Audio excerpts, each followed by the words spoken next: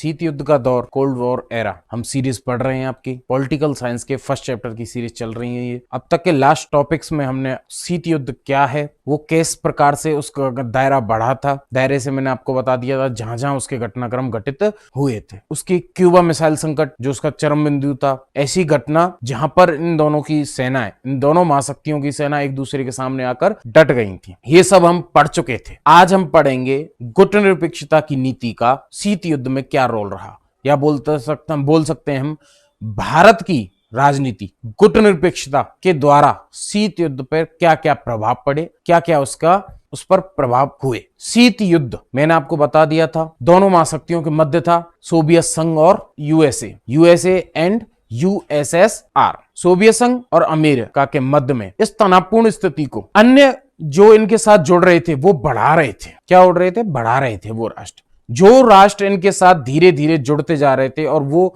विश्व के सामने दो ग्रुपों में, या दो बोल सकते हैं कि दो ध्रुवों में जो विश्व बट रहा था, वो डर पूरे समूचे विश्व पर ना फैले या समूचे विश्व पर वो स्थिति ना मंडराए। इस वजह से भारत जैसे कुछ देशों ने मिलकर, वो आगे हम पढ़ेंगे उसके साथ कौन कौन से देश सम्मिलित थे, इन चीजों के बारे में हम आगे पढ़ेंगे। लेकिन भारत और अन्य देशों ने कुछ ने मिलकर उन्होंने गुटनिरपेक्षता की नीति का समर्थन किया। गुटनिरपेक्षता की नीति का समर्थन किया उन्होंने।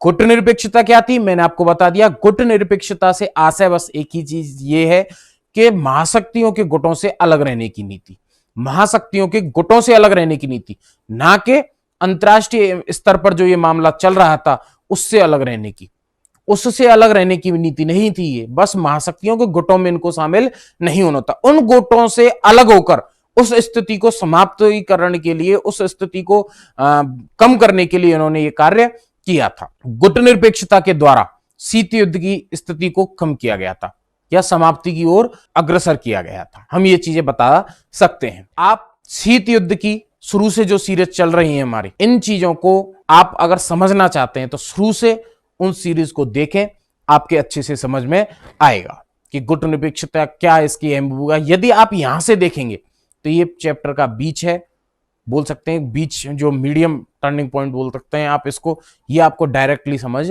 नहीं आएगा। उससे आप समझें, उसको देखें, उसके बाद फिर इससे आगे के इसका अध्ययन करें तो आपको बिल्कुल सटीक आपकी समझ में बैठ जाएगा। राजनीतिक विज्ञान आपका समकालीन विश्व राजनीति चल रही थी, उसमें समकालीन विश्व राजनीति में फर्स्ट चैप्टर है शीत युद्ध का दौर, उसमें पढ़ेंगे हम गुटनिरपेक्षता, दो ध्रुवीयता को चुनौती। दो ध्रुवीयता को चुनौती किसके द्वारा? गुटनिरपेक्षता के द्वारा। वो कैसे मैंने आपको बता ही दिया था। जिस समय विश्व दो ग्रुपों में बट रहा था, दो ध्रुवों में बट रहा था, उस समय गुटनिरपेक्षता की नीति ने उसके सामने ये चुनौती दी थी। चुनौती हम कैसे हुई, कैसे उनके लिए ये उनका दो ध्रुवों का प्रभाव कैसे, किस प्रकार से ये कम हुआ, इसको हम समझेंगे कि किस तरह शीत युद्ध की वजह से विश्व दो प्रतिद्वंदी गुटों में बट रहा था। इसी संदर्भ में गुटनिरपेक्षता ने एशिया, अफ्रीका और लातिनी अमेरिका के नव स्वतंत्र देशों को एक तीसरा विकल्प दिया। जिस समय समूचे विश्व के सामने दो महाशक्तियों के गुटों में शामिल होने का भय, या आप बोल सकते हैं कि अपने नव स्वतंत्र राष्ट्रों के सामने अपनी आजादी को खोने का भय व्याप्त था, उस समय गुटनिरपेक्षता की नीति ने विश्व के सामने तीसरे विकल्प के रूप में उभर कर आई। देखिए, गुटनिरपेक्षता ने एशिया, अफ्रीका और लातिनी अमेरिका, इसको आप दक्षिणी अमेरिका भी बोल सकते हैं क्योंकि लातिनी अमेरिका में दक्षिणी अमेरिका के अधिकतर हिस्से आते हैं, कि जो नव स्वतंत्र राष्ट्र थे, जो उनको नई नई आजादी प्राप्त हुई थी, जो नए नए स्वतंत्र हुए थे, नए नए अपनी राजनीति पर काम कर रहे थे या राजनीति को अंतर्राष्ट्रीय स्तर पर पहचान बनाने के लिए तत्पर थे, उनको एक तीसरा विकल्प दिया। एक विकल्प था उनके सामने अमेरिका के ग्रुप में शामिल होने का, अमेरिका के गुट में शामिल होने का, यूएसए के साथ जुड़ने का या पूंजीवाद के साथ जुड़ने का, ये एक ही बात है। और दूसरा विकल्प था सोवियत संघ के साथ जुड़ने का, यानी कि साम्यवादी गुट में शामिल होने का। लेकिन इन दोनों से अलग हटकर, इन दोनों से बिल्कुल विपरीत अलग होकर, इस नीति से जहां ये विद्रोही भावना को जन्म दे रही थी, इस नीति का आप बोल सकते हैं बिल्कुल उल्टा तीसरे विकल्प के रूप में आया गुट निरपेक्षता का विकल्प। यह विकल्प था दोनों महाशक्तियों के गुटों से अलग रहने का। यह कौन सा विकल्प था? दोनों महाशक्तियों के गुटों से अलग रहने का। गुट निरपेक्ष आंदोलन की जड़ में युगोस्लाविया के जोसेफ ब्रोज टिटो, अब जड़ में से आशय इसके संस्थापक राष्ट्र आएंगे। जो इसके संस्थापक राष्ट्र रहे थे, कौन सा? युगोस्लाविया। और युगोस्लाविया के आप बोल सकते हैं कि जो राजनेता थे वो है जोसेफ ब्रोज टिटो। जो उसका राष्ट्रनायक थे वो थे जोसेफ ब्रोज टिटो। भारत के जवाहरलाल नेहरू और मिस्र के गमाल अब्दुल नासर की दोस्ती। हम ये कह सकते हैं जो गुटनिरपेक्ष आंदोलन के संस्थापक देश थे, ये इन्होंने अपने आप में जो मैत्री संबंध थे इनके, और इन्होंने एक साथ इस नीति का पालन किया था और इन्होंने इस नीति को जन्म दिया। अर्थात आप बोल सकते हैं कि गुटनिरपेक्षता या गुटनिरपेक्ष आंदोलन के संस्थापक राष्ट्र थे कौन कौन से?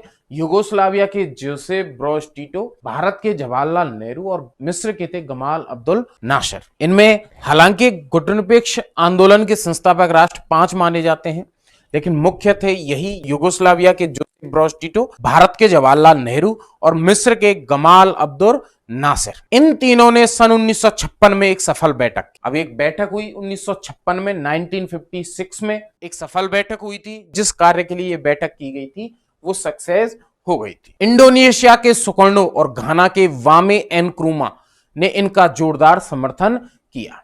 तो वो 3 तो हो ही गए, उसके साथ साथ ये दोनों भी गुटनिरपेक्ष आंदोलन के संस्थापक राष्ट्रों में आते हैं। कौन कौन से? इंडोनेशिया के सुकर्णो और घाना के वामे एनक्रूमा।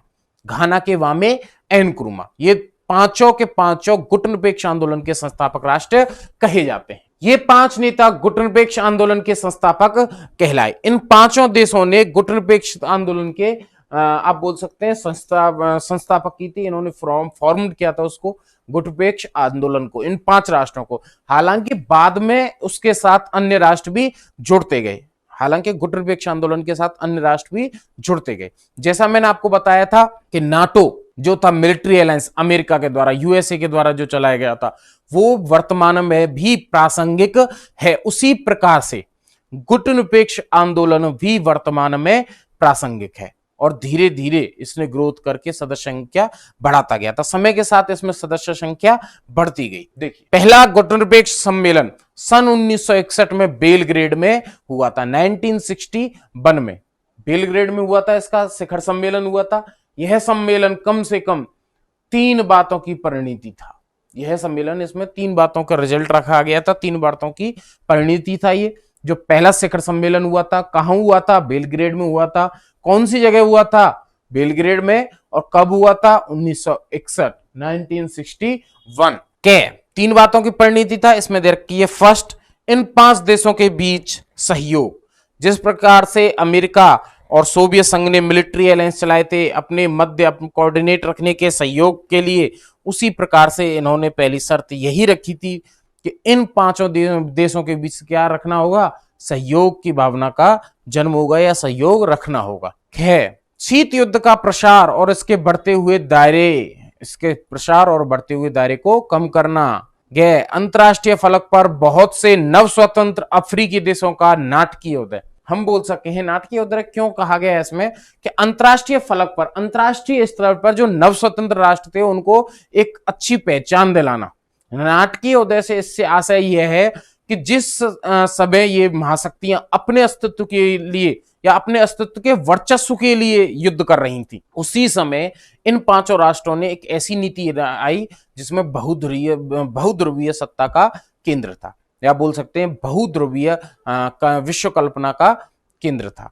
क्यों? कि जिस प्रकार से ये महाशक्तियां युद्ध कर रही थी अपने अपने अस्तित्व को प्रसार और प्रचार करने के लिए कि हमारी आइडियोलॉजिकल स्थिति बेहतर है, आप हमारे साथ ग्रुप में आ जाएं, या फिर बोल सकते हैं कि अपने को उच्च स्थिति में दिखाने में, वहीं पर भारत जैसे देश अच्छी विचारकता के साथ में, अच्छी राजनीति के साथ में, इन्होंने अपने ही नहीं बल्कि अपने साथ में जो नव स्वतंत्र अन्य राष्ट्र थे उनका संचालन करते हुए क्या कहा कि विश्व को 2 ध्रुव, एक ध्रुवीय सत्ता में नहीं होना चाहिए बल्कि बहुध्रुवीय होने चाहिए। बहुध्रुवीय से आशय अपना अपना अस्तित्व, अपना अपना सभी राष्ट्र अपना अपना अस्तित्व और अपने संप्रभु रूप के लिए काम करें। इसलिए क्या है कि न अफ्रीका के जो नव स्वतंत्र राष्ट्र थे उनके देशों का नाटकीय उदय माना गया इसको। नाटकीय उदय से क्योंकि भारत जैसे देश ये जो गुटनिरपेक्षता के साथ जुड़ गए थे, गुटनिरपेक्ष जब ये जुड़े तो इन्होंने यही कहा गया था कि अंतर्राष्ट्रीय स्तर पर हमको अपनी पहचान रखनी है, ना कि महाशक्तियों के साथ जुड़कर अपनी अस्तित्व को मिटाना है। देखिए 1960 तक संयुक्त राष्ट्र संघ में 16 नए अफ्रीकी देश बतौर सदस्य शामिल हो चुके थे। अब 1960 तक इस संयुक्त राष्ट्र संघ में कितने देश सम्मिलित हो चुके थे? 16 नए अफ्रीकी देश सम्मिलित हो चुके थे। जो नव स्वतंत्र राष्ट्र थे तब तक 1960 तक जो यूएनओ है उसके सदस्य बन चुके थे। पहले गुटनिरपेक्ष सम्मेलन में 25 सदस्य देश शामिल हुए। जो पहला गुटनिरपेक्ष हुआ था, सम्मेलन हुआ था, उसमें 25 सदस्य देश शामिल हुए थे। 25 सदस्य देश शामिल हुए थे। समय गुजरने के साथ गुटनिरपेक्ष आंदोलन की सदस्य संख्या बढ़ती गई। जैसा मैंने आपको बताया, समयानंतर वर्तमान में भी ये प्रासंगिक है, कार्यरत है। उसी समय अनुसार इसके जैसे जैसे इसकी टाइम जर्नी हुई, ये समयानंतर धीरे धीरे इसकी सदस्य संख्या बढ़ती गई। 2019 में अजरबैजान में हुए 18वें सम्मेलन में 120 सदस्य देश और 17 पर्यवेक्षक देश शामिल हुए। देखिए 2019 में इसका अजरबैजान में एक 18वां सम्मेलन हुआ है। कौन सा 18वां सम्मेलन? कहां पर हुआ? अजरबैजान में हुआ। कब हुआ? 2019 में। 2019 में अजरबैजान में 18वें सम्मेलन में कितने सदस्य देश थे? 120 और 17 पर्यवेक्षक। पहला जो गुटनिरपेक्ष सम्मेलन हुआ था उसमें कितने सदस्य देश सम्मिलित थे? 25। अब ऐसे ही धीरे धीरे इसकी जैसे जैसे टाइम जर्नी हुई, समयानंतर इसकी सदस्य संख्या बढ़ती गई और 2019 में इसका एक लेटेस्ट हुआ सम्मेलन 18वां। उसमें सदस्य संख्या कितनी हुई? 120। ये बढ़कर कितनी पहुंच गई? देखिए इसने मतलब अपनी स्थिति को प्रासंगिक किया, बढ़ाया। जैसे जैसे गुटनिरपेक्ष आंदोलन एक लोकप्रिय अंतरराष्ट्रीय आंदोलन के रूप में बढ़ता गया, वैसे वैसे इसमें विभिन्न राजनीतिक प्रणाली और अलग अलग हितों के देश शामिल होते गए। अब इससे आशय क्या है? इस लाइन से आशय यह है, मैं आपको बताऊं कि जैसे जैसे इसने टाइम जर्नी की, अपनी गुटनिरपेक्ष आंदोलन ने क्या की? अपनी टाइम जर्नी की। जिस प्रकार से अपनी अपनी टाइम जर्नी को ये साथ में ये चलता गया, समयांतर धीरे धीरे इसमें क्या हुआ? पहले 5 संस्थापक राष्ट्र थे, धीरे धीरे वो 25 हुए, बढ़कर इसके पहले सम्मेलन में, फिर इसके 18वें सम्मेलन में 120 हो गए। तो आप समझते हैं कि जब अंतरराष्ट्रीय स्तर पर इतने देश कहीं किसी एक सम्मेलन में शामिल हो चुके हों, तो आप ये भी जगह जाहिर बात है कि 2 व्यक्ति होते हैं, जहां 2-3 व्यक्ति होते हैं, उनकी वैचारिक स्थिति क्या होती है? मतभेद होती है, अलग अलग होती है। उसी प्रकार से एक राष्ट्र की बात आप कर सकते हैं कि जिस प्रकार से एक व्यक्ति के ऊपर बात आती है, एक व्यक्ति से समाज बनता है, समाज से एक राज्य या राष्ट्र का निर्माण होता है। जिस प्रकार से मैं आपको बताऊं कि व्यक्तियों का एक समूह होता है और उसमें सभी व्यक्तियों के अपने अपने मत होते हैं, उसी प्रकार से जब इसमें इस प्रासंगिक ये हो गया, एक लोकप्रिय हो गया, अंतरराष्ट्रीय स्तर पर क्या हो गया? ये एक लोकप्रिय हुआ, लोगों को पसंद आया, अन्य राष्ट्र इसमें जुड़े, तभी तो ये लोकप्रिय हुआ, या तभी तो अंतरराष्ट्रीय फलक पर इतनी बड़ी पहचान मिली है, या अंतरराष्ट्रीय स्तर पर ये वर्तमान में भी प्रासंगिक है, क्योंकि ये लोकप्रिय आंदोलन रहा। और आप ये चीज कह सकते हैं इसको कि जिस प्रकार से इसके साथ अन्य देश भी जुड़े, तो सभी देशों के अपने अपने हित होते हैं, सभी देशों के अपने अपने हित होते हैं, अपने अपने एक शर्तें होती हैं, अपनी अपनी एक वैचारिक स्थिति होती है, अपनी अपनी एक राजनीतिक प्रणाली होती है। तो जिस प्रकार से सभी देश इनके साथ जुड़ते गए, उन्होंने एक अपना अपना एक बोल सकते हैं स्वरूप इसमें डालते गए, और इसकी जो स्थिति थी वो धीरे धीरे क्या हुई?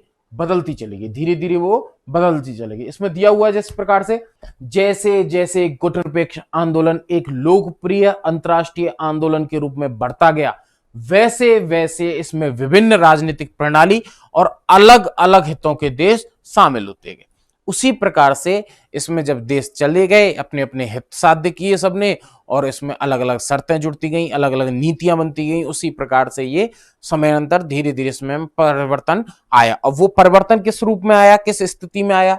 आप मान सकते हैं कि आप ये सोच सकते हैं कि इसकी जो पहली सबसे पहला प्रयास था, 2 प्रयास थे इसके, और 2 प्रयास कौन कौन से थे? इसमें हम बोल सकते हैं कि अंतरराष्ट्रीय नव स्वतंत्र राष्ट्र जो हुए थे उनको अंतर्राष्ट्रीय फलक पर एक पहचान दिलाना, या आप बोल सकते हैं अपने अस्तित्व और संप्रभु के लिए उनको एक तरह से एकजुट होना। दूसरा इसका कार्य था शीत युद्ध जैसी स्थिति, और शीत युद्ध जैसी स्थिति को प्रासंगिक होने से कम करना और रोकना, उसको पूर्णतः उसके विरोध कर रहे थे ये।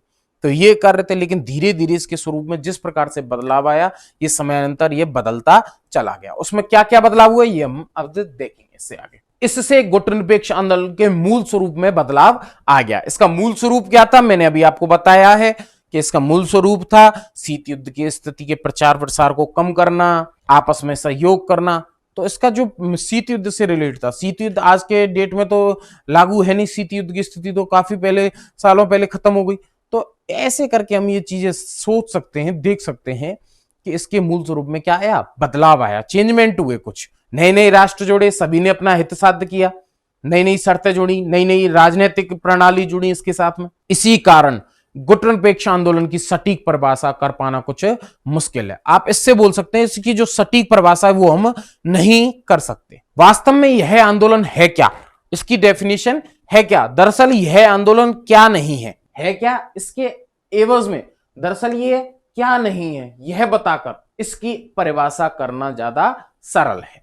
अब वो सरल अच्छे से समझ में आएगा, ये क्या नहीं है, ये चीज समझ कहकर अच्छे से समझ में आ सकता है कि गुटनिरपेक्ष क्या है। महाशक्तियों के गुटों से अलग रहने की इस नीति का मतलब यह नहीं है। अब देखिए, तो गुटनिरपेक्ष आंदोलन क्या है, यह महाशक्तियों के गुटों में शामिल न होने का आंदोलन है।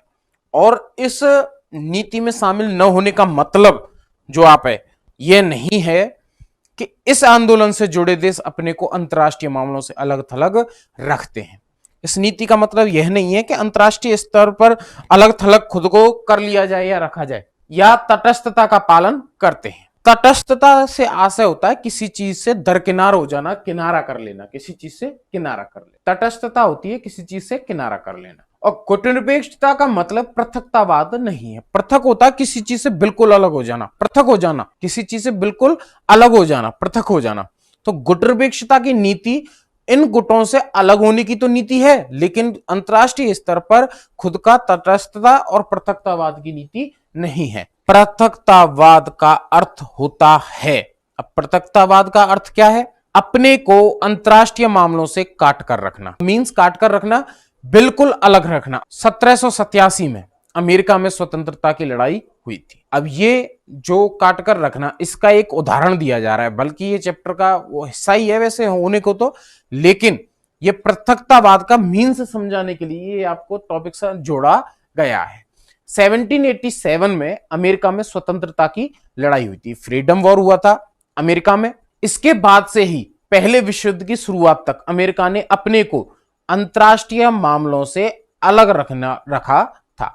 यह था पृथकतावाद। पहले विश्व युद्ध के शुरू होने तक उसने क्या किया था, अंतर्राष्ट्रीय स्तर पर अपने आप को किसी भी मैटर में इन्वॉल्व नहीं किया था, अंतर्राष्ट्रीय स्तर पर खुद को बिल्कुल अलग से काट लिया था। उसने पृथकतावाद की विदेश नीति अपनाई। अब उसकी विदेश नीति को आप कह सकते हैं कि वो पृथकतावाद वाली विदेश नीति थी। इसके विपरीत गुटनिरपेक्ष देशों ने, जिसमें भारत भी शामिल है, अब इसके उल्टा अमेरिका ने तो यह नीति अपनाई थी, इसे बोला गया पृथकतावाद, लेकिन इसके उल्टा, इसके विपरीत, इसके व्युत्क्रम गुटनिरपेक्ष में जो देश सम्मिलित थे, जिसमें भारत भी शामिल था, उन्होंने शांति और स्थिरता बनाए रखने के लिए प्रतिद्वंदी गुटों के बीच मध्यस्थता में सक्रिय भूमिका निभाई। शांति और स्थिरता निभाने के लिए उनके गुट में शामिल तो नहीं हुए, लेकिन कहीं ना कहीं अंतर्राष्ट्रीय फलक पर शांति और स्थिरता एक पॉज लाने के लिए प्रतिद्वंदी गुट अमेरिका और सोवियत संघ के बीच में कोऑर्डिनेट करवाने के लिए मध्यस्थता का काम, मिडिल लेंस का काम किया था। सक्रिय भूमिका निभाई थी इसमें भारत ने और गुटनिरपेक्ष देशों ने। गुटनिरपेक्ष देशों की ताकत की जड़ उनकी आपसी एकता और महाशक्तियों द्वारा, गुटनिरपेक्ष देशों की जो ताकत थी वो आपसी जड़, जो आपसी एकता की जड़ में थी, और महाशक्तियों द्वारा अपने अपने खेमे में शामिल करने के पुरजोर कोशिशों के बावजूद ऐसे किसी खेमे में शामिल न होने के उनके संकल्प में है। उनकी जो ताकत थी, असली ताकत उनकी उसमें थी कि वो किसी भी उसमें शामिल ना हो, किसी भी महाशक्ति के गुट में शामिल ना हो। गुटनिरपेक्षता का अर्थ तटस्थता का धर्म निभाना भी नहीं है। ना तो इसका मतलब पृथकतावाद है, ना ही इसका मतलब तटस्थता का धर्म निभाना है। तटस्थता मैंने बोला बिल्कुल किसी चीज से किनारे कर लेना, अलग हो जाना। तटस्थता का अर्थ होता है मुख्यतः युद्ध में शामिल न होने की नीति का पालन करना। अब उसको कोई फर्क नहीं पड़ता कि ये युद्ध सही है कि क्या गलत है, इसमें कौन क्या कर रहा है, क्या नहीं हो रहा है, इसका रिजल्ट्स क्या रहेंगे, इसके परिणाम क्या होंगे, उसको इस चीज से कोई मतलब नहीं होता है। उसको तो बस उसका क्या करना है, अपनी तटस्थता की नीति का पालन करना है। उसको कोई मतलब नहीं है, उसको कोई भी लेना देना नहीं है कि युद्ध में किसकी हार होगी किसकी जीत होगी, इसके क्या परिणाम होंगे, विश्व पर क्या खतरा मंडरा रहा है। वो विश्व चाहे दो ध्रुवों में बटे, चाहे एक ध्रुव में बटे, चाहे उसको अमेरिका अपनी शक्तिशाली राष्ट्र को संपन्न उसका प्रभाव छोड़े या सोवियत संघ हो जाए, उसको कोई प्रभाव नहीं है। अलग रहने से मतलब यहां है बिल्कुल उस मैटर से अलग हो जाना। तटस्थता की नीति का तटस्थता होता है किसी चीज का तट ले लेना, किनारा कर लेना, किसी चीज से किनारा कर लेना। लेकिन गुट निरपेक्षता की नीति का यह मतलब नहीं था। गुट निरपेक्षता इनके ग्रुप से अलग थी, इनके गुट में शामिल नहीं थे। बस गुट निरपेक्षता का मतलब यह था कि इनके जो महाशक्तियों के जो गुट थे उसमें वो जुड़े नहीं थे, वो गुटों के साथ में नहीं थे, वो इस गुटों का समर्थन नहीं कर रहे थे, बल्कि वो उसमें सक्रिय भूमिका निभा रहे थे। उनकी जो वजह से जो आप बोल सकते हैं कि जो तनाव की स्थिति बनी हुई थी उसको कम करने में सक्रिय अपनी भूमिका निभा रहे। तो कहीं ना कहीं उनसे जुड़ाव तो था, लेकिन जुड़ाव किस नजरिए को लेकर था, उसके प्रभाव को कम करना, उसके प्रसार को कम करने से था। बल्कि उसमें इन्वॉल्व थे लेकिन किसको लेकर थे, नव स्वतंत्र राष्ट्र जो अन्य उनके साथ में जुड़े थे उनसे ये कह रहे थे कि जिम्मेदारी भरा बर्ताव करें, इनके तनावपूर्ण स्थिति को कम करने की कोशिश करें, ना कि इनके साथ जुड़कर गलत इनके परिणामों में इनका साथ दें। अगर ऐसा होगा तो समूचे विश्व पर तीसरे विश्व युद्ध का खतरा मंडराएगा। हो न हो उसका परिणाम बड़ा ही घातक होगा विश्व के लिए, समूचे विश्व के लिए। तो कहीं ना कहीं इन्होंने अपने लिए या इनमें सम्मिलित जो राष्ट्र थे उनके लिए ना कर इन्होंने समूचे विश्व के लिए एक अच्छा कदम उठाया था। नव स्वतंत्र राष्ट्रों के लिए तो ये सोने पे सुहागे वाली कहावत थी। क्यों? क्योंकि उनकी जहां अंतरराष्ट्रीय फलक पर कोई पहचान नहीं थी, क्योंकि ये विकसित जो राष्ट्र थे, जितने भी यूरोपीय कंट्रीज थी, वेस्टर्न जितनी कंट्रीज थी, ये विकसित राष्ट्र थे और ये अफ्रीका और लातिन अमेरिका जैसे गुलाम जो देश रहे थे अधिकतर, जो अफ्रीके थे, या आप बोल सकते हैं हमारा जैसे भारत देश है जिस पर यूके ने, ब्रिटेन ने जो राज किया था, ये इन्होंने राज में अपना इनका जो धन दौलत आर्थिक रूप से बिल्कुल कमजोर कर दिया था, इनका विकास हुआ नहीं था। तो ऐसे में करके अंतरराष्ट्रीय फलक पर अपनी पहचान बनाने के लिए इनको बड़े अच्छे प्रयास करने थे, बल्कि इनको कोऑर्डिनेट करना चलना था, इनको जुड़कर चलना था। तो ऐसे में गुट निरपेक्षता का जो ऑप्शन था, गुट निरपेक्षता का जो विकल्प था, इनके लिए सबसे बेस्ट या आप बोल सकते हैं सबसे अच्छे विकल्प के रूप में उभर कर सामने आया। गुट निरपेक्षता का मतलब मैंने बता दिया, बिल्कुल किनारा किसी मैटर से कर लेना, वो होता है तटस्थता का धर्म निभाना। लेकिन ये तटस्थता का धर्म ना निभाकर उसमें इन्वॉल्व थे, लेकिन उसके आप बोल सकते हैं गुट निरपेक्षता ने ये देखा था कि ये सही है और ये गलत है, ये आप अच्छी तरह से बोल सकते हैं। और क्या सही था? इनके गुट में शामिल ना होना वो सही था, और अपने अच्छे बोल सकते हैं अपने जो अच्छे विकास और अपने व्यापार को बढ़ाने के लिए वो इनके साथ जुड़े भी, इनके साथ आगे भी कार्य भी किया। वो बातें भी आएंगी किस प्रकार से भारत और रूस के संबंध बने थे, किस प्रकार से भारत और सोवियत संघ का रिश्ता भी रहा था, ऐसे करके कुछ बातें भी आगे हम पढ़ेंगे। तो ये कुल मिला के आपको बस ये समझना है बिल्कुल इसका कि गुट निरपेक्षता की नीति का, गुट निरपेक्षता का धर्म ये नहीं है कि वो तटस्थता का पालन करे, बल्कि उसका मतलब तो है मध्यस्थता करने से। किससे? मध्यस्थता करने से, बीच बचाव करने से। अब सिंपल लैंग्वेज में आप इतना समझ लीजिए कि दो व्यक्तियों के मध्य यदि झगड़ा हो रहा होता है तो वहां पर दो तरह के लोग होते हैं। एक तो उसमें सम्मिलित ना होते हैं, वो क्या करते हैं, लड़ने दो, हमें इससे क्या करना है, इनका झगड़ा हो रहा है, हमें इससे कोई मतलब नहीं है, वो बिल्कुल दरकिनार हो जाते हैं। वो होता है तटस्थता करना। उनको ये मतलब नहीं है कि ये सही है या गलत है, ये किस वजह से लड़ रहे हैं, या फिर वो ये बोले कि चलो जो हुआ सो हुआ, लेकिन अभी इस झगड़े को खत्म करो और आप साइड में हट जाओ। तो उनको इस चीज से कोई मतलब नहीं है। जिसने किनारा कर लिया वो उसको तो क्या है, किनारे करके बस वो साइड हो जाएगा, अलग हो जाएगा। लेकिन जिसको मध्यस्थता करनी है वो तो क्या करेगा, उनके बीच बात संवाद कराएगा कि क्या मैटर हुआ है, कैसे हुआ है, उनको बिठाएगा, बातचीत होगी, बातचीत करने से उनका बिल्कुल मसला हल होगा। ऐसे करके उनकी समस्या का हल किया जाएगा, उनके झगड़े को खत्म किया जाएगा। तो वो है मध्यस्थता करना। ठीक है, आगे देखें। तटस्थता की नीति का पालन करने वाले देश के लिए यह जरूरी नहीं है कि वह युद्ध को समाप्त करने में मदद करे। वही बात मैंने जो बताई, आप सोच लीजिए, ये राष्ट्र न होकर ये दो व्यक्तियों का झगड़ा है। सोच के देखिए, ये आपके समझने के लिए एक अच्छा उदाहरण हो सकता है। देखिए, ऐसे देश युद्ध में संलग्न नहीं होते और न ही युद्ध के सही गलत होने के बारे में उनका कोई पक्ष होता है।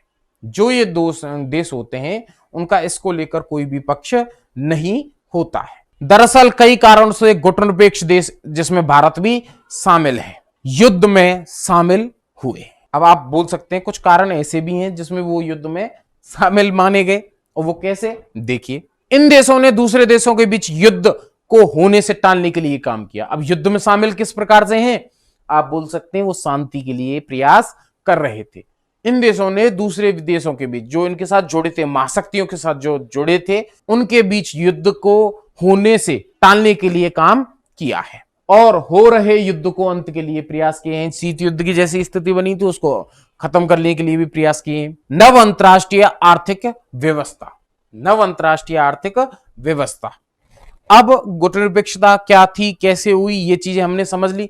अब आती है आपकी नव अंतरराष्ट्रीय आर्थिक व्यवस्था। और नव अंतरराष्ट्रीय आर्थिक व्यवस्था क्यों आएगी, कैसे आएगी, वो आप समझेंगे कैसे। जिस प्रकार से आप शीत युद्ध जैसी स्थितियां बनी, जिस प्रकार से आप बोल सकते हैं कि नव स्वतंत्र राष्ट्रों का अंतरराष्ट्रीय फलक पर पहचान मिली, और आप बोल सकते हैं कि जिस प्रकार से ये स्थितियां बढ़ती गई, तो उसमें कहीं ना कहीं आर्थिक व्यवस्था का बदलाव देखा गया। और देखिए अब किस प्रकार से नव अंतरराष्ट्रीय आर्थिक व्यवस्था का जन्म हुआ। गुटनिरपेक्ष देश शीत युद्ध के दौरान महज मध्यस्थता करने वाले देश भर नहीं थे। गुटनिरपेक्ष आंदोलन में शामिल अधिकांश देशों को अल्प विकसित देश का दर्जा मिला।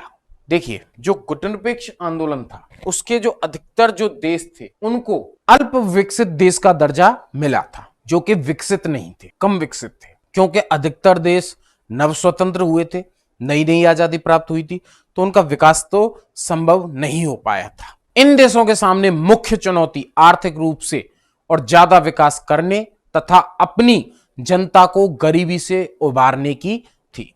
अब इन देशों के सामने चुनौती जो थी, मुख्य जो इनका कार्य था, वो था आर्थिक रूप से खुद को सुदृढ़ बनाने का और अपनी जो जनता है वहां के उसको गरीबी से उबारने का, अपने विकास पर ध्यान देने का, अपने व्यापार को बढ़ाने का।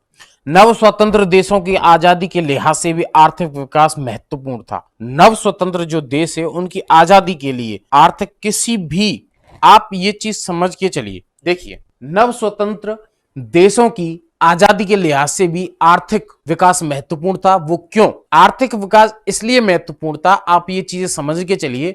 किसी भी राष्ट्र, किसी भी राज्य की जो स्थिति होती है वो आर्थिक स्थिति से ही विकास करती है। आर्थिक स्थिति को ही क्या करती है, आर्थिक स्थिति ही उसको ग्रोथ करती है, उसको विकास, उसका व्यापार, उसका विकास उसी से चलता है। मान के चलिए इनका आर्थिक विकास था नहीं और इनको अपनी आजादी कंटिन्यू रखनी थी, बनाए रखनी थी, तो आजादी के लिए आर्थिक विकास जरूरी था।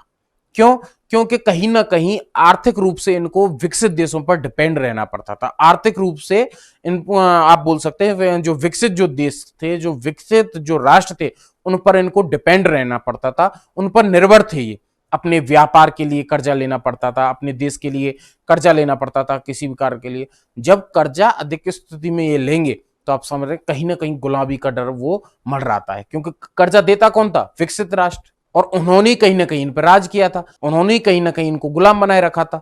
विकसित राष्ट्रों ने तो गुलाम बना के रखा था। तो ऐसे में इनको अपनी आजादी को बनाए रखने के लिए इनको क्या जरूरी था, इनके लिए जरूरी था कि ये क्या करें, अपने आर्थिक विकास जरूर करें। बगैर टिकाऊ विकास के कोई देश सही मायने में आजाद नहीं रह सकता। टिकाऊ विकास से एक अच्छी मात्रा में विकास हो जाए किसी राष्ट्र का, आप बोल सकते हैं कि आप एक ऐसा विकास होना चाहिए किसी भी राष्ट्र में जिसके लिए उसके व्यापार, उसके उद्योग, उसके धंधे, उसके अंतर्राष्ट्रीय स्तर पर फलक पर अपनी पहचान, उसके व्यापार जितने भी अन्य कंट्रीज के साथ होते हैं, या बोल सकते हैं उसकी फाइनेंशियल कंडीशन बनाने के लिए, ग्रोथ करने के लिए जितनी भी उसके खनिज संसाधन है, वो क्या होने चाहिए, अच्छी मात्रा में विकसित होने चाहिए। तब जाके कहीं एक टिकाऊ विकास होता है किसी भी राष्ट्र का। टिकाऊ विकास से आशय है कि एक पूर्णतः मात्रा में, एक अच्छी मात्रा में क्या हो जाना, विकास हो जाना किसी भी राष्ट्र के। और इसके लिए, इसके बिना, टिकाऊ विकास के बिना कोई भी राष्ट्र क्या नहीं हो सकता, आजाद नहीं रह सकता ज्यादा समय तक, क्योंकि कहीं ना कहीं उसके वो आजादी समाप्त होने का खतरा मंडराता रहता है। उससे धनी देशों पर निर्भर रहना पड़ता है। जो धनी जो देश हैं, जो विकसित जो देश हैं, जो पैसे वाले जो कंट्रीज थे, उन पर क्या रहना पड़ता है, उसको उस पर डिपेंड रहना पड़ता है। क्यों? क्योंकि उसको पैसा लेना होता है, उससे कर्जा लेना होता है। समाज, राष्ट्र, समाज से मिलकर राष्ट्र होता है। व्यक्ति जो है, आप सब समझते हो, वो जब अपनी आर्थिक जरूरतों को पूरी नहीं कर पाता है तो कहीं ना कहीं वो अपने रिश्तेदार हुआ, कहीं ना कहीं अपने मित्र हुआ, अपने कहीं ना कहीं सगे संबंधी होते हैं या अपने पड़ोसी होते हैं, उनसे क्या लेता है, कर्जा लेता है, पैसा लेता है, एक मात्रा तक लेता है। लेकिन एक वक्त, एक पॉइंट ऐसा आता है जहां पर उसको कर्जा लेना भी बंद हो जाता है, मिलना बंद हो जाता है, और उसकी फाइनेंशियल कंडीशन एक जगह आकर रुक जाती है। और ऐसा व्यक्ति क्या करता है, ना तो अपने कर्जे को चुका पाता है, और फिर क्या होगा, उसको कहीं ना कहीं फिर उसको जो कर्जा चुकाने के लिए या तो उसको गुलाम होना पड़ेगा किसी का। मैं व्यक्ति की बात ना कर रहा हूं, व्यक्ति का उदाहरण देते हुए एक राष्ट्र को बता रहा हूं। एक राष्ट्र को ज्यादा किसी राष्ट्र से पैसा लेने पर या आर्थिक पूर्णतः बिल्कुल डिपेंड रहने पर उसको गुलामी का खतरा उस पर बना रहता है। इसमें वह उपनिवेशक देश भी हो सकता है जिससे राजनीतिक आजादी हासिल की गई थी। इसमें जिससे वो कर्जा ले रहा है, जिस पर वो निर्भर है, वह उपनिवेशक देश भी हो सकता है, वह डेवलपमेंट कंट्रीज हो सकती हैं जिससे उससे राजनीतिक आजादी प्राप्त हुई थी किसी समय पर, जिसने उसको गुलाम बनाए रखा था। इसी समझ से नव अंतरराष्ट्रीय आर्थिक व्यवस्था की धारणा का जन्म हुआ। इसी समझ से, समझ कौन सी थी कि ऐसा नहीं होना चाहिए, सभी अंतरराष्ट्रीय स्तर पर अपनी पहचान रखें, सभी अपना व्यापार और विकास को बढ़ाएं। इसी समझ के कारण कि ऐसा ना हो कि दोबारा से किसी भी राष्ट्र को गुलामी झेलनी पड़े, कोई भी राष्ट्र ऐसा ना हो कि अपनी जरूरतों, अपने आम नागरिक की मूलभूत जो जरूरतें होती है उनको पूरा ना कर पाए। इसी सोच के कारण नव अंतरराष्ट्रीय आर्थिक व्यवस्था का क्या हुआ, जन्म हुआ। 1972 में संयुक्त राष्ट्र संघ के व्यापार और विकास से संबंधित सम्मेलन, United Nations conference on trade and development, short UNCTAD में, towards a new trade policy for development शीर्षक से एक रिपोर्ट प्रस्तुत की गई। 1972 में संयुक्त राष्ट्र संघ में, यूएनओ में, उसमें व्यापार और विकास, आप बोल सकते हैं इसको बिजनेस एंड डेवलपमेंट से रिलेट, उससे संबंधित एक कॉन्फ्रेंस की गई, एक बैठक की गई। क्या की? एक कॉन्फ्रेंस की गई, एक बैठक की गई, जो थी, उसका नाम था United Nations conference on trade and development. उसका क्या नाम था? United Nations conference on trade and development. UNCTAD में एक रिपोर्ट दी गई थी। इस बैठक का नाम तो आपने देख लिया, उस जो बैठक हुई थी, जो सम्मेलन हुआ था, नाम क्या था? United Nations conference on trade and development, UNCTAD. उसमें एक रिपोर्ट प्रस्तुत की गई, उसमें एक रिपोर्ट दी गई। अंतरराष्ट्रीय स्तर पर पहचान दिलाने के लिए नव स्वतंत्र जो राष्ट्र थे या छोटे मोटे जो देश थे, उनका अंतरराष्ट्रीय फलक पर व्यापार और विकास कराने के लिए एक बैठक हुई। उसका नाम था United Nations conference on trade and development, UNCTAD. उसमें एक रिपोर्ट दी गई, पेश की गई, towards a new trade policy for development. ये शीर्षक था उस रिपोर्ट का, जो United Nations conference on trade and development UNCTAD में जो सम्मेलन हुआ, उसमें ये दी गई थी, रिपोर्ट दी गई थी, towards a new trade policy for development. इसमें एक रिपोर्ट प्रस्तुत कर दी गई। अब उस रिपोर्ट में क्या कहा गया, उस रिपोर्ट में क्या बताया गया? वैश्विक व्यापार प्रणाली में सुधार का प्रस्ताव किया गया। विश्व पटल पर जो व्यापार प्रणाली चल रही थी, जो बनी थी, उसमें सुधार का प्रस्ताव किया गया। जो संयुक्त राष्ट्र संघ में 1972 में, 1972 में यूएनओ में एक बोल सकते हैं बिजनेस एंड डेवलपमेंट से रिलेट एक सम्मेलन हुआ, बैठक हुई, जिसका नाम था United Nations conference on trade and development. इसमें एक रिपोर्ट प्रस्तुत की गई, towards a new trade policy for development. इस रिपोर्ट में कहा गया कि विश्व पटल पर जो व्यापार प्रणाली, उसमें सुधार किए जाएं। इस रिपोर्ट में कहा गया था, पहला पॉइंट, अल्प विकसित देशों को अपने उन प्राकृतिक संसाधनों पर नियंत्रण प्राप्त होगा जिनका दोहन पश्चिमी के विकसित देश करते। इसकी जो पहली शर्त थी या पहली जो प्रस्ताव दिया गया था, इसमें जो पहली बात रखी गई थी, उसमें रखी गई थी। जो अल्प विकसित देश है ना, उनके जो प्राकृतिक संसाधन है, उनके जो खनिज संसाधन है, उन पर कंट्रोल होगा उन्हीं का, खुद का। उनके प्राकृतिक संसाधनों का दोहन कर रहे थे वेस्टर्न कंट्रीज, जो विकसित थे, जो डेवलप्ड थे, वो उनका दोहन करते थे, वो उनका यूज करते थे, वो उनको निकालकर अपने पास उनका अपने हिसाब से कंट्रोल कर रहे थे। तो उसमें यह शर्त रखी गई कि इस पर उनका कंट्रोल खत्म किया जाए यूएनओ में, और किसको हक, मालिकाना हक दिया जाए उसका, किसको हक प्राप्त होना चाहिए, उसी राष्ट्र का जिनका वो खुद मालिक है या जिस राष्ट्र के वो संसाधन है। ये पहला पॉइंट इसमें रखा गया। अब सेकंड, इसमें अल्प विकसित देशों की पहुंच पश्चिमी के देशों के बाजार तक होगी। सेकंड इसमें क्या रखा गया कि जो अल्प जो विकसित जो देश हैं, वो अपनी जो व्यापार है वो पश्चिम देशों में भी करें, पश्चिम जो देश है उनको भी करें, जिससे अधिक मात्रा में उनकी आर्थिक स्थिति को बढ़ावा मिले, अपना सामान बेच सकेंगे, और इस तरह गरीबी देशों के लिए व्यापार का फायदेमंद होगा। आप सोच सकें कि जहां वो अपने देश में वो कर रहे हो व्यापार, उसमें जब अंतरराष्ट्रीय स्तर पर अपने विकसित देशों में अपने जब वो व्यापार करेंगे, तब कहीं ना कहीं क्या होगा, उनको एक व्यापार में मुनाफा होगा, अच्छा पैसा मिलेगा, उनको रिफंड अच्छा आएगा, जिससे उनकी आर्थिक स्थिति क्या होगी, ग्रोथ होगी, विकास होगी उनकी आर्थिक स्थिति। सेकंड पॉइंट ये रखा गया इसमें पश्चिमी देशों से मंगाई जा रही प्रौद्योगिकी की लागत कम होगी, और अल्प विकसित देशों की अंतरराष्ट्रीय आर्थिक संस्थानों में भूमिका बढ़ेगी। इन कारणों के कारण क्या हुआ, जो पश्चिमी जो देश थे, उन जो टेक्निकल जो वर्क की जो चीजें होती हैं, उनको जो लागत थी, जो उनका जो पैसा लगता था उनको मंगाने में, वो उसकी लागत क्या होगी, कम होगी। ये शर्तें रखी गई। और अल्प विकसित देशों की जो अंतरराष्ट्रीय जो बाजार है उनमें क्या होगी, उनका रोल बढ़ जाएगा इसमें, जब वो व्यापार कर सकेंगे एक दूसरे के साथ में, जब वो अंतरराष्ट्रीय स्तर पर जो विकसित जो देश है उनके साथ में जब व्यापार कर सकेंगे, तब कहीं ना कहीं उनकी अंतरराष्ट्रीय बाजारों में क्या होगी, भूमिका बढ़ जाएगी। गुटनिरपेक्षता की प्रकृति धीरे धीरे बदली। अब ये सभी तो अंतरराष्ट्रीय स्तर की जो थी वो सभी बातें आपने देखी। अब गुटनिरपेक्षता के बारे में बताया गया कि गुटनिरपेक्षता की प्रकृति धीरे धीरे बदली। ये सभी मुद्दे गुटनिरपेक्षता के द्वारा ही उठे थे। नव अंतरराष्ट्रीय आर्थिक व्यवस्था का जो जन्म हुआ था, नव अंतरराष्ट्रीय आर्थिक व्यवस्था का जो जन्म हुआ था, वो हुआ था गुटनिरपेक्षता के द्वारा।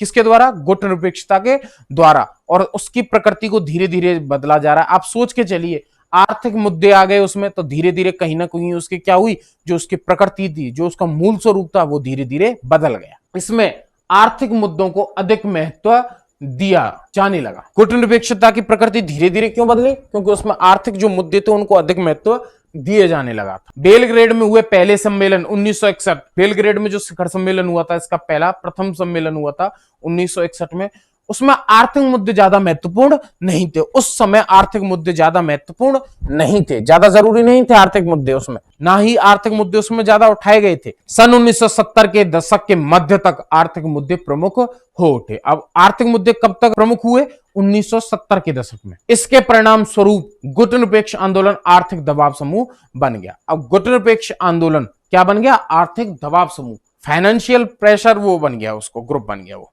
फाइनेंशियल प्रेशर ग्रुप बन गया, आर्थिक दबाव समूह बन गया। सन 1980 के दशक के उत्तरार्ध तक नव अंतरराष्ट्रीय आर्थिक व्यवस्था को बनाए रखने के लिए प्रयास मंद पड़ गए। अब ये प्रयास भी जो हुए थे उसके 70 के दशक में के दौरान, ये भी 1980 के दशक तक नव अंतरराष्ट्रीय आर्थिक व्यवस्था को बनाए चलाए रखने के प्रयास क्या पड़ गए, मंद पड़ गए। और क्यों पड़े, देखिए, इसका मुख्य कारण था विकसित देशों द्वारा किया जा रहा तेज विरोध।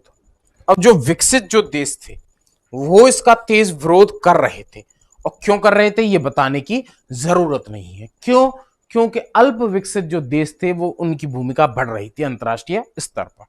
अब जब आप समझ रहे होंगे इस बात को कि जब अंतरराष्ट्रीय स्तर पर जब सभी समान हो जाएंगे, जब सभी विकसित हो जाएंगे, तो कहीं नहीं क्या होगा, कहीं ना कहीं अंतरराष्ट्रीय स्तर पर जो विकसित जो देश हैं उनकी भूमिका क्या हो जाएगी, कम हो जाएगी। मान के चलिए कोई एक व्यक्ति है, दो व्यक्ति है जो विकसित हैं, जो अच्छी मात्रा के फाइनेंशियल कंडीशन रखते हैं, अपनी आर्थिक स्थिति को ज्यादा वो रखते हैं, तो कहीं ना कहीं जब कोई अन्य व्यक्ति समाज से उठकर उनकी बराबर भी आ जाए तो कहीं ना कहीं उसको तो बुरा लगता है।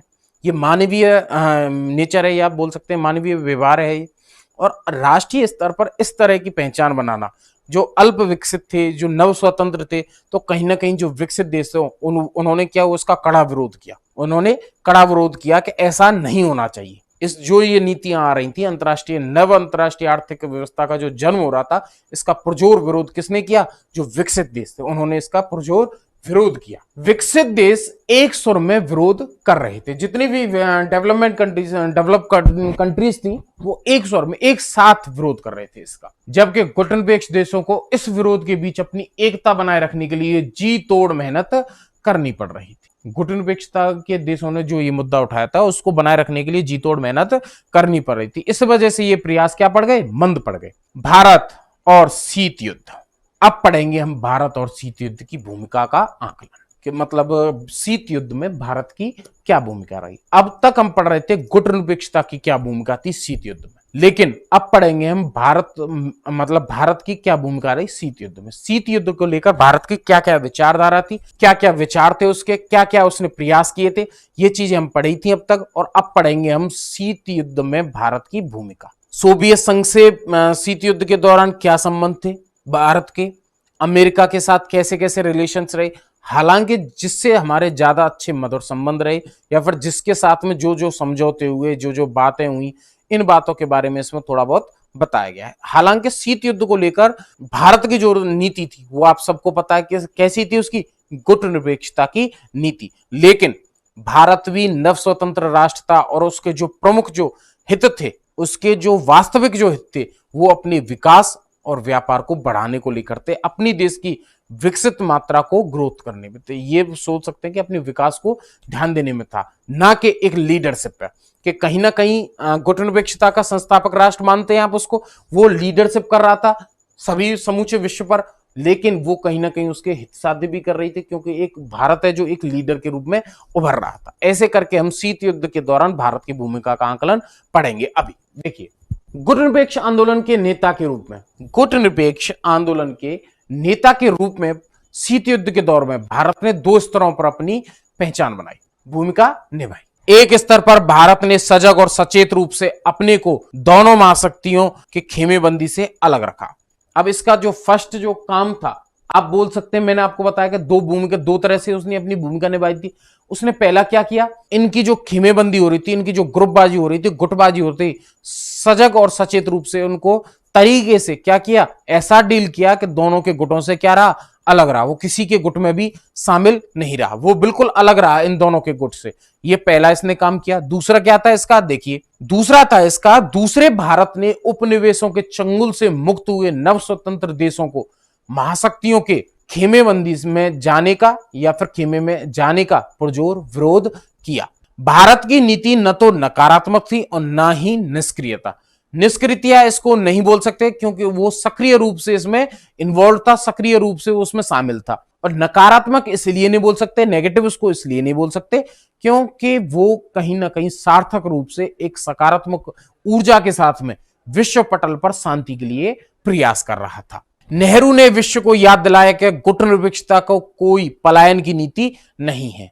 नेहरू ने विश्व को बताया कि गुटनिरपेक्षता का मतलब यह नहीं है कि हम पलायन कर रहे हैं या फिर हम तटस्थता का धर्म निभा रहे हैं। इसके विपरीत भारत शीत युद्धकालीन प्रतिद्वंदता की जकड़ ढीली करने के लिए अंतरराष्ट्रीय मामलों में सक्रिय रूप से हस्तक्षेप करने के पक्ष में था। पंडित जवाहरलाल नेहरू ने बताया कि विश्व को याद दिलाया कि गुटनिरपेक्षता की नीति का धर्म क्या नहीं है, पलायन की नीति नहीं है। गुटनिरपेक्षता की नीति का मतलब यह नहीं है कि हम पलायन का धर्म निभा रहे हैं। इसके विपरीत पलायन कर ना करके हम भारत में जो भारत जो देश है वो शीत युद्धकालीन प्रतिद्वंदता जो होड़ थी शीत युद्ध के दौरान, उसकी जकड़ ढीली करने में अंतरराष्ट्रीय जो मामले थे उसमें सक्रिय हस्तक्षेप और सक्रिय भूमिका निभाने के पक्ष में था। वो भारत ने दोनों गुटों के बीच मौजूद मतभेदों को कम करने की कोशिश की और इस तरह उसने इन मतभेदों को पूर्णव्यापी युद्ध का रूप लेने से भी रोका। भारत के राजनयिकों और नेताओं का उपयोग अक्सर शीत युद्ध के दौर के प्रतिद्वंदियों के बीच संवाद कायम करने तथा मध्यस्थता करने के लिए हुआ। उदाहरण के तौर पर, मिसाल के तौर पर 1950 के दशक की शुरुआती सालों में कोरिया युद्ध के दौरान कोऑर्डिनेट किसने किया था, भारत ने। कि भारत ने गुटनिरपेक्ष आंदोलन में शामिल अन्य देशों को, अन्य सदस्यों को भी ऐसे कामों में संलग्न रखा। जो अन्य जो देश थे जो इसमें सम्मिलित थे गुटनिरपेक्षता में, उसने भी खुद तो वो रहा भी, लेकिन उसने अन्य जो राष्ट्र थे, अन्य जो देश थे, उनको भी इसमें संलग्न रखा, उनको इसमें शामिल रखा। शीत युद्ध के दौरान भारत ने लगातार उन क्षेत्रीय और अंतर्राष्ट्रीय संगठनों को सक्रिय बनाए रखने की कोशिश की जो अमेरिका अथवा सोवियत संघ के खेमे से नहीं जुड़े थे।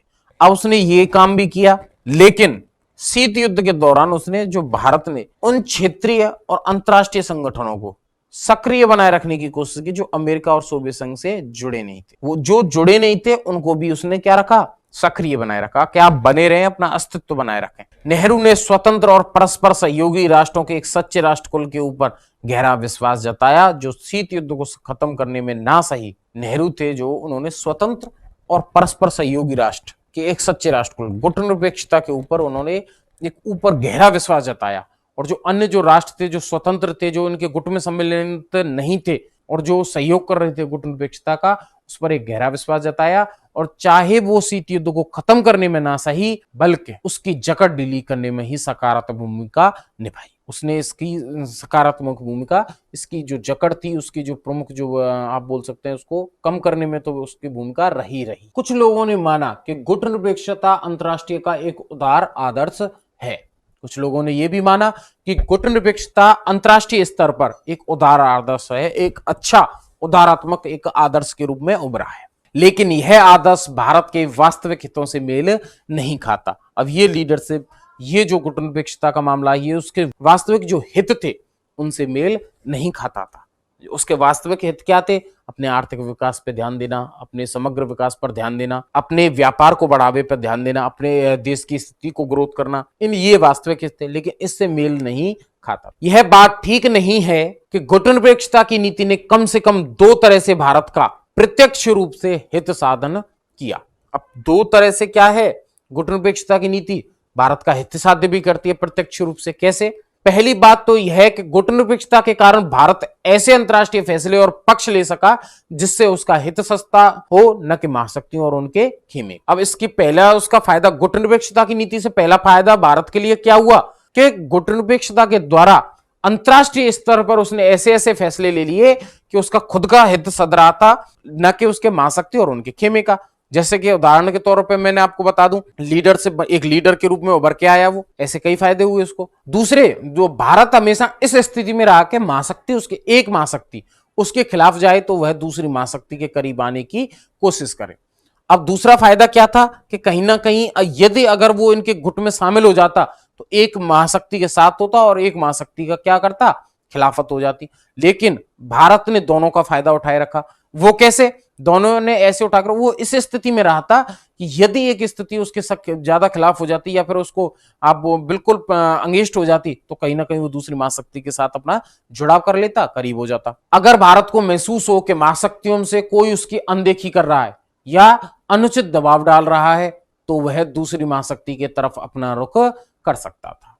ये भारत ने ऐसी स्थिति बना के रखी। दोनों गुटों में से कोई भी भारत को लेकर न तो बेफिक्र हो सकता था और ना ही धौंस जमा सकता था। दोनों महाशक्तियां अपने आप में चाहे कितनी भी महाशक्ति रखती हो, बिल्कुल शक्ति रखती हो, शक्ति प्रदर्शन भी किया था उन्होंने, लेकिन कहीं ना कहीं भारत को लेकर न तो वो बेफिक्र थे कि कोई फर्क नहीं पड़ता इससे, और ना ही उस पर अनुचित दबाव कोई डाल सकते थे। भारत की गुटनिरपेक्षता की नीति की कई कारणों से आलोचना की गई।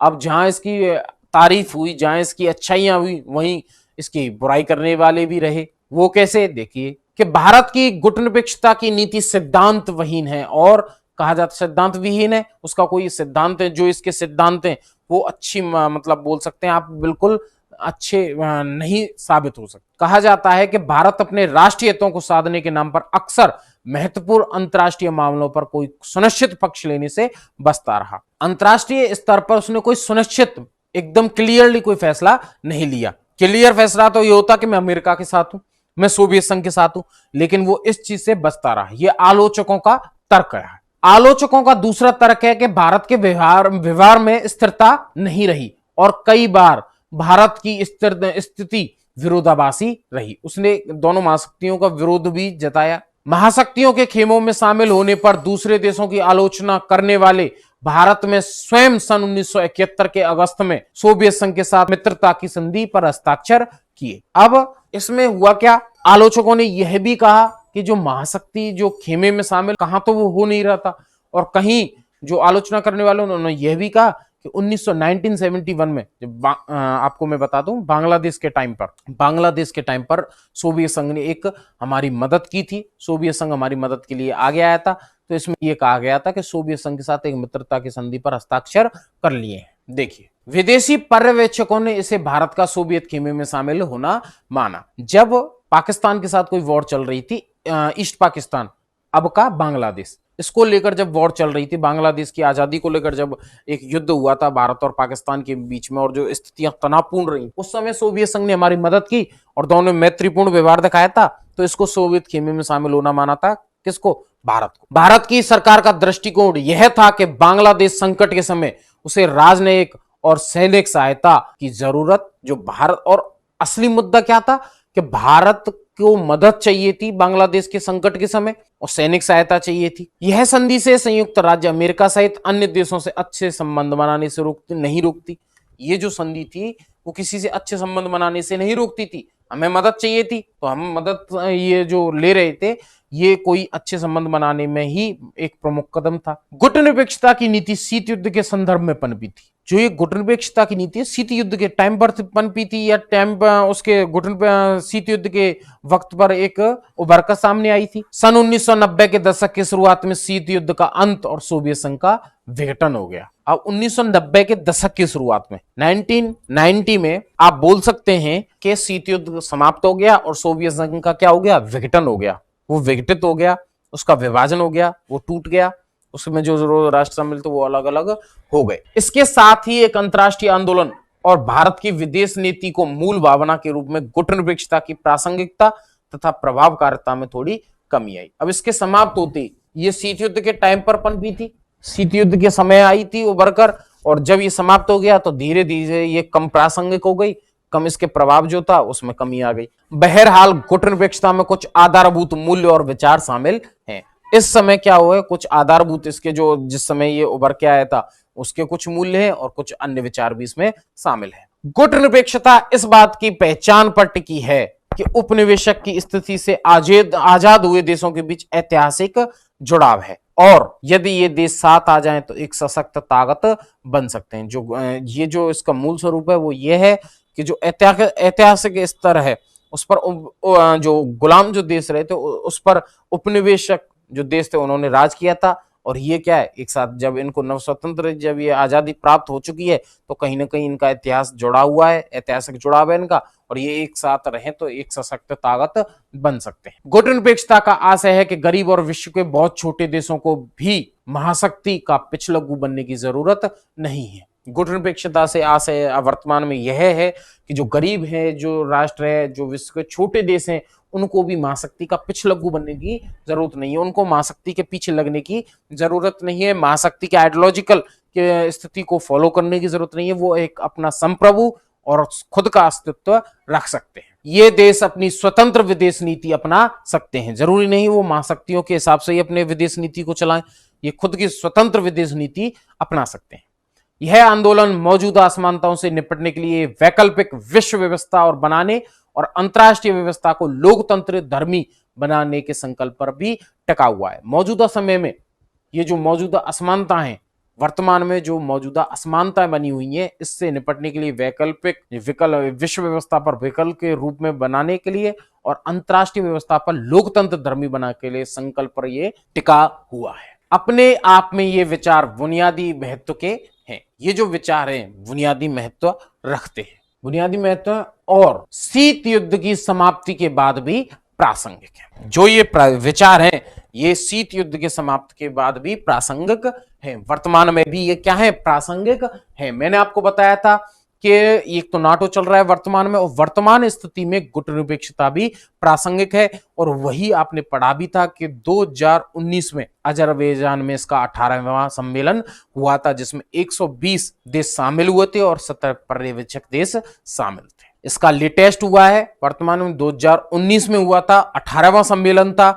जिसमें 120 सदस्य देश शामिल हुए थे और 17 पर्यवेक्षक देश इसके अंदर शामिल थे। तो ये प्रासंगिक है वर्तमान के समय में भी, और ये आज भी प्रासंगिक स्थिति में है, और अपने विकल्प जो इनके जो संकल्प हैं और अपने जो आधारभूत जो विचार है उनके साथ ये बना हुआ है। इससे आगे जो हम पढ़ेंगे, इससे आगे जो टॉपिक रहेगा वो उसको पढ़ेंगे हम नेक्स्ट क्लास में, अगली क्लास में। तब तक के लिए आप ये पिछली क्लास से देखें, ये क्लास देखें, आपको ये अच्छे से समझ आएंगे।